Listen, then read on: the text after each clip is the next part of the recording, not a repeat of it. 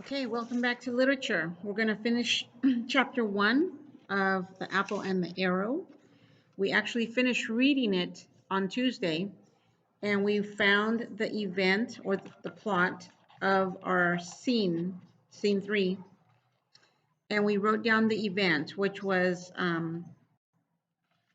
William Pell, the dad, telling his wife that he must go to Altdorf.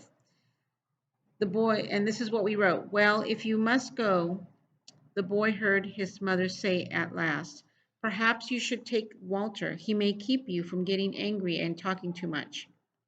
Actually, mom said that, not dad. I'm sorry. Okay, she was afraid that he was going to get himself into trouble. He was just going to go see if he would hear people talking about the revolt because it was supposed to be a secret. Nobody was supposed to know. They didn't want the king to find out, much less Gessler, because remember Gessler? He actually pulled old man's eyes out. He was that mean. Okay, so our event took up probably 3 or 4 of your lines on the plot.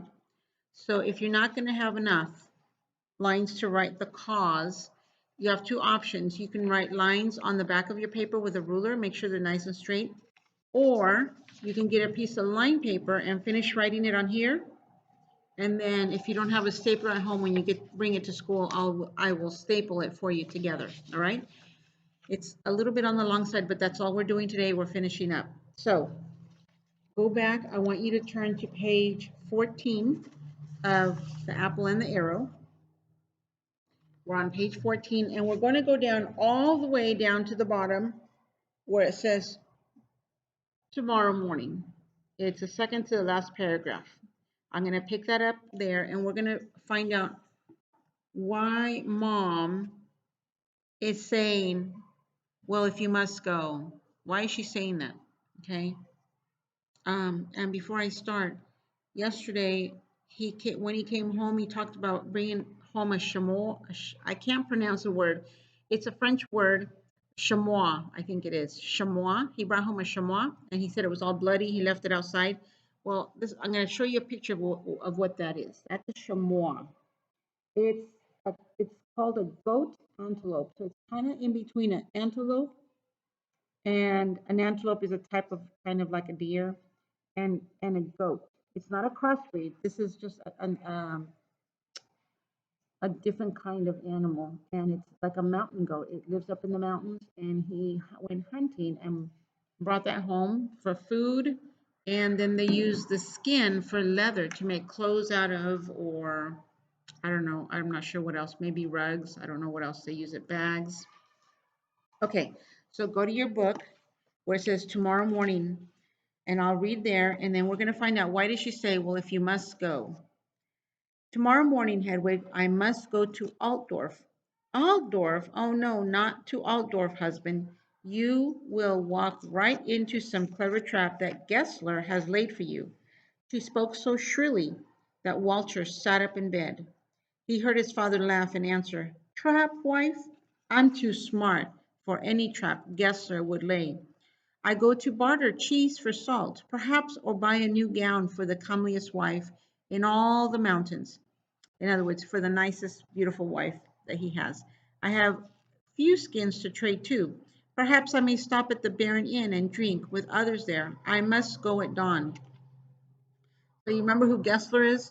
Gessler was one of the bailiffs that the king sent to keep an eye on the people to make sure they stayed calm so they could keep collecting gold from the travelers that were going through Uri into Italy.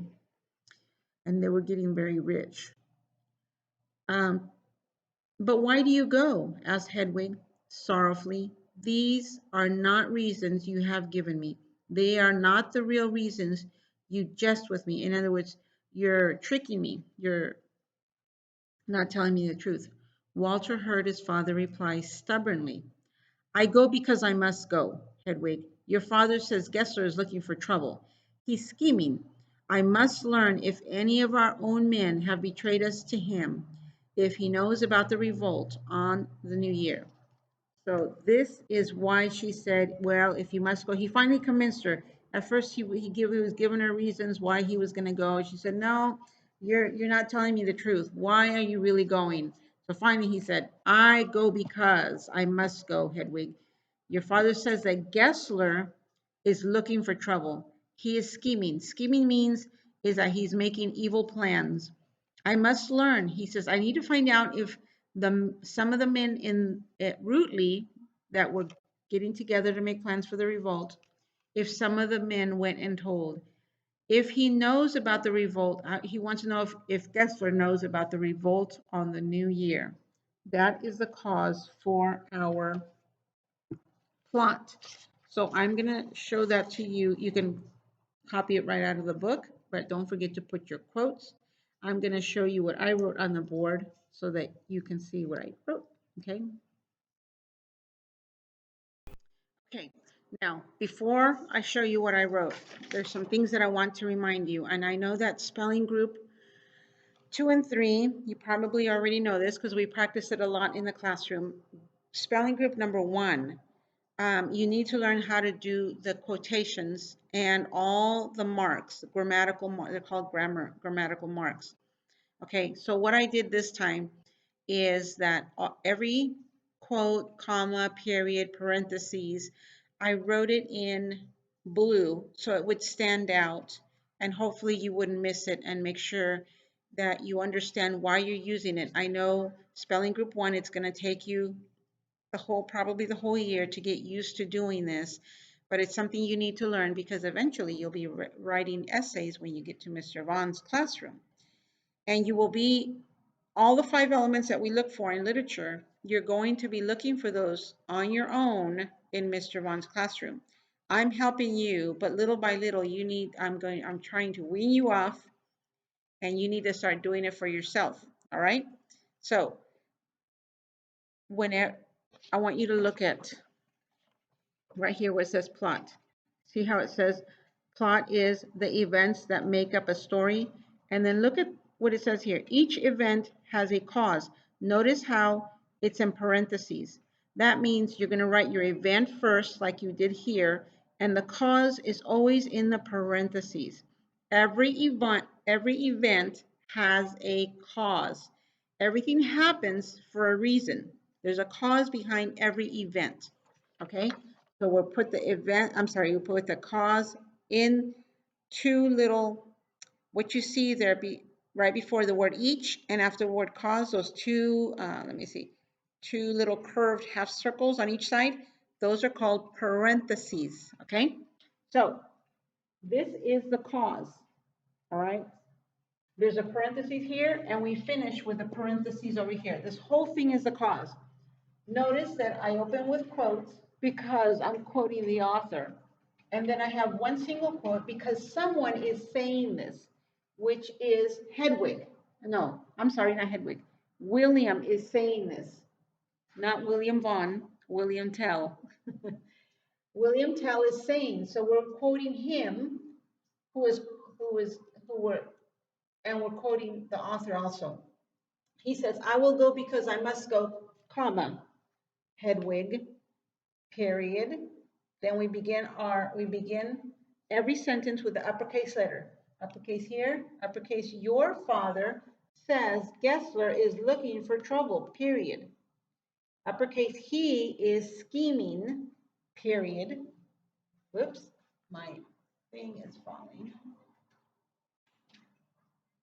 Okay, I'm putting some magnets so they don't fall. Uppercase I, beginning of a new sentence. I must learn if any of our men have betrayed us to him, period. Uppercase if he knows about the revolt on the new year, is both uppercase. Okay, we're going to finish with a comma, move over a little bit, a single quote, move over, and then your double quote, and then a small p on the line with a period, unless you write the whole word page. This is an abbreviation for page. And we find the cause on page 16, and we close it with a cause. All right, I know this is a lot of writing, but this is all we're doing today. And we're done with chapter 1. So go ahead and pause your video, and we are done with our not our, with our literature lesson for today. All right, bye-bye.